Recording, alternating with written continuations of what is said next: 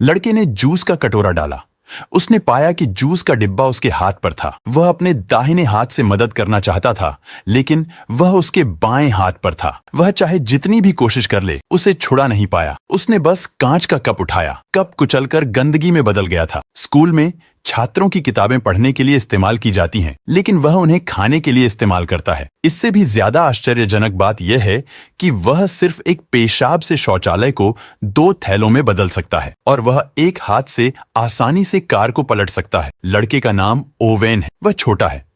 School में उसके सहपाठी अक्सर उसे नीची नजर से देखते हैं। वह फोटो में अपना सिर भी नहीं ढूंढ पा रहा है, लेकिन वह एक असली मानविनी है। वह हर दिन सपने देखता है कि वह दुनिया को बचाने के लिए एक सुपर हीरो बन सकता है। इस दिन ओवेन स्कूल के बाद छत पर जीवन के बारे में सोच रहा था। उसने 2 लड़कों को अपने सहपाठियों को धमकाते हुए देखा। उसने लड़के के सिर पर सेब लगने से बचने का मौका लिया। ओवेन, जिसे पाया गया, भाग गया।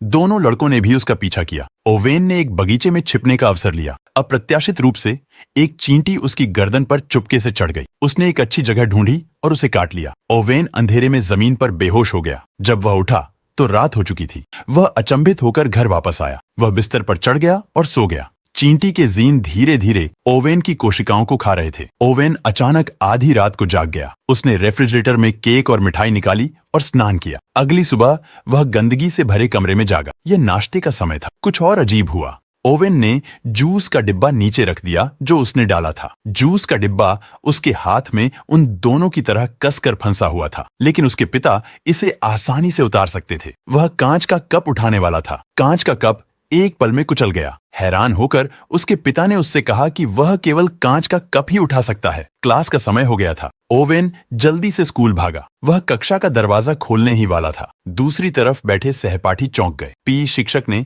सभी को खुद का बचाव करना सिखाया। अंत में उसने ओवेन को, जो छोटा था, एक मॉडल के रूप में चुना। ओवेन आया और एक लड़खड़ाता हुआ आदमी था। उसने एक छड़ी ली और शिक्षक को कक्षा से बाहर फेंक दिया। उसके आसपास के सभी सहपाठी चौंक गए। वे उसे देखना बर्दाश्त नहीं कर सकते थे। ओवेन कक्षा में भाग गया। स्कूल के बाद उसकी सहपाठी केट, जो मैनविनी की भी प्रशंसक थी, ने उसे बुलाया। उसने देखा कि ओवेन की हड्डी की संरचना भविष्य में एक बड़ी बात होने वाली थी। इसीलिए उसने ओवेन से कहा कि वह सुपरमैन से सिर्फ एक ड्रेस कम है। केट को सभी तरह के सुपर हीरो के कौशल के बारे में बहुत जानकारी है और वह लोगों को हराने की क्षमता रखती है।